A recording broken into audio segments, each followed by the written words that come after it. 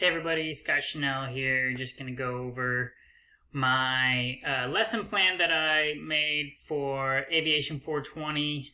This is my lesson plan on power off stalls. I titled it Falling with Style, after obviously Buzz Lightyear, the greatest pilot ever. So we'll just go ahead and dive in. Power off stall is simply a maneuver that is designed for a pilot to be able to recognize an impending stall, especially on a base to final turn. You typically see power off stalls occur in student pilots, but as we all know in the Colgan air crash, that they can happen at all levels to all experienced pilots as well. So they're a very important maneuver to discuss, and especially to be proficient in avoiding and recovering from. So a power off stall is typically practiced, especially as a student pilot, straight ahead. Oftentimes in the commercial standards, the DPE may say that you can bank during the stall to see how you recover from that as well. But essentially that's what a power off stall is. And as its name implies, there's no power. So it's idle speed, especially in training aircraft. If you're in a more of a high performance aircraft, it's probably more important to check your POH before you do them or teach them. But the objective of a power off stall is really to not necessarily teach how to stall the airplane, but rather it's to teach your student how to recognize an incipient stall and to take prompt and immediate corrective action.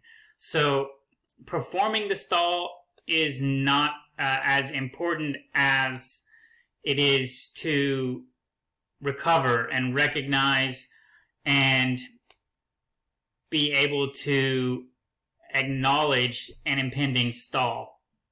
So this is from the Pilot's Handbook of Aeronautical Knowledge. Great resource for student pilots. But here is a basic overview of what the stall is going to look like from start to finish.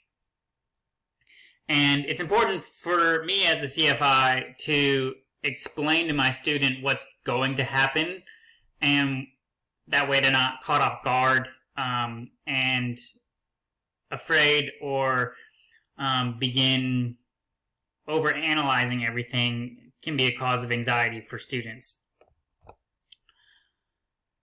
Another important thing to discuss with a student is how a stall occurs and what happens during the stall. So here are some really great resources that I've found that show the process of a stall in an airplane. So as we all know, the stall occurs when the critical angle of attack has been exceeded. And that is shown in point number 1 here in the left-hand side.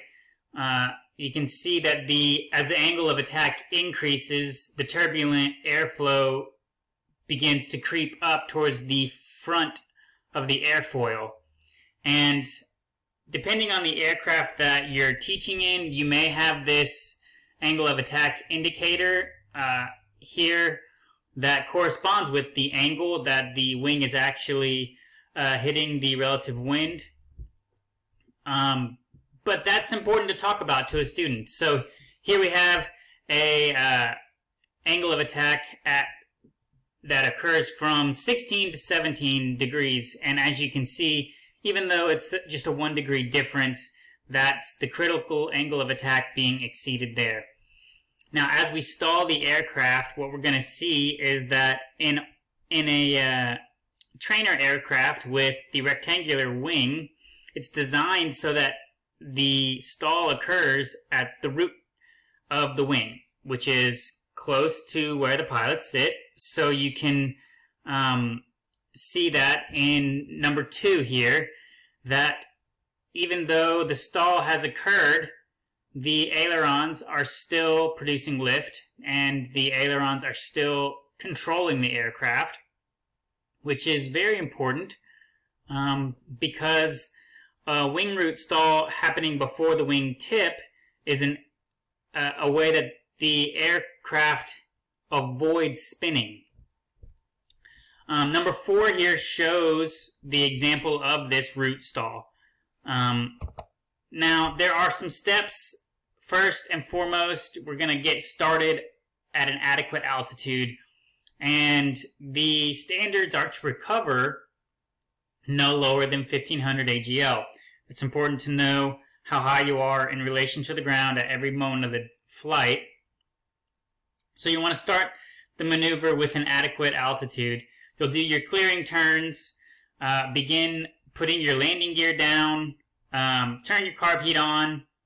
Now, what I like to say is reduce your power, especially in the Cessna 172 that I teach in, is to pull power to 1500 and maintain your attitude and altitude so that you're going to maintain your altitude. And so by doing that, you're going to slowly keep increasing that pitch with more back pressure. As you slow down, with that pitch increasing, you're going to extend your flaps to full flaps.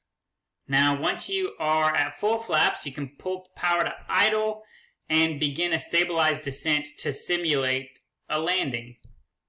What you're going to do at this point is to slowly apply more pressure to the yoke and bring the nose up smoothly, and you'll start noticing mushy controls. You'll start noticing the buffeting, and you'll notice the stall warning horn come on. Now, for a private student demonstrating this on their test, they have to do it to a full stall. Now, this is a very simple thing. You just continue this. Now, if you're a commercial student, all you have to do is take this to the first indicator of the stall. Now, once the first indication happens, you're going to immediately reduce the angle of attack by reducing the back pressure that you've been maintaining. You're going to simultaneously apply full power and maintain your rudder coordination. Once those things are done, retract the third notch of flaps. Those 2 steps need to be done almost instantaneously. That's the most important thing, is to reduce the angle of attack and add full power, retract third notch of flaps. Alright, so those are the 3 things that should be instantaneous without any thought, just done. Once those are done, turn carb heat off, and then you're going to retract your flaps as you gain airspeed, controlling your yaw with your rudder, and then you're going to return to VX, VY, and a positive rate of climb needs to be established before you retract the final flaps. Alright, that's an important part that the examiner is going to be looking for. Now, as we prepare to do this on a test, it's important to recognize the stall coming on. Alright, so even in the private standards, the stall warning comes on. You need to recognize that stall warning horn and say, there's the stall warning horn, or here's some buffeting, here's some mushy controls. These are the standards that the DPE is going to be judging you by. There's a few common errors, and they have to do with all of those steps. So the steps are important, and they help the student, you as a student, learn to do them correctly, to do the maneuver correctly. But more importantly, it's important to know what are the common errors so that you can have them in your mind as you perform the maneuver so that you can avoid them. Thanks, guys, for watching. These are the sources that I use to get my information. Stay safe. Hope to see you guys in the sky.